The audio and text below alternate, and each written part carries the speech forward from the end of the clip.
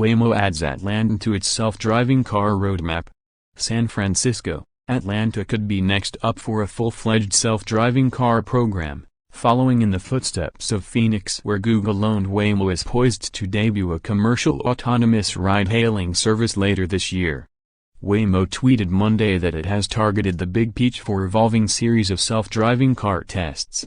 While details are scarce, Waymo only said that it has begun mapping the city. Its plans could echo those following in Arizona, where a fleet of minivans without drivers has been picking up selected passengers since November. Hello ATL. Metro Atlanta is the next stop for Waymo's test program, reads the missive. Waymo, the commercial name of Google's 9-year-old self-driving car program, has been shuttling passengers around in the Phoenix area for the better part of a year now. Last fall, it opted to take the safety driver out of the driver's seat, a big step toward the ultimate goal of a truly self-driving ride-hailing network.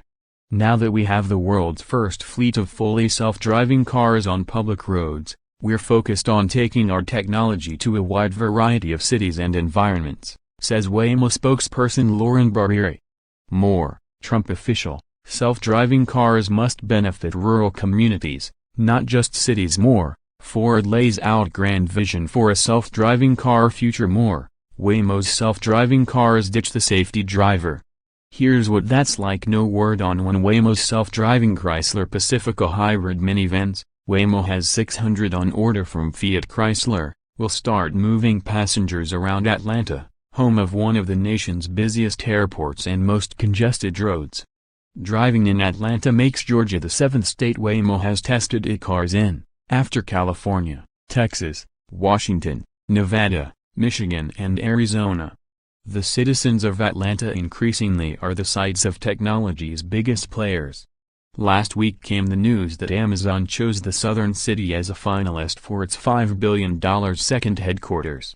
Although an acknowledged pioneer in the space, Waymo's push to commercialize its business comes at a time when it faces growing competition from automakers and tech startups alike. Often the two are joining forces to speed up the process of bringing self-driving cars to the masses. General Motors, backed by its in-house team at Cruise, recently announced plans to launch an autonomous ride-sharing network by 2019.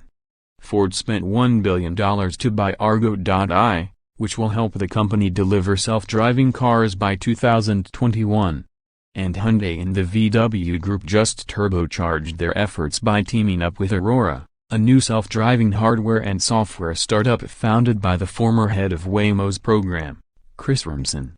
With self-driving technology growing increasingly sophisticated, most experts believe that the big hurdles for self-driving car networks will be a combination of regulatory issues, weather, road condition snags and at least initial consumer hesitation.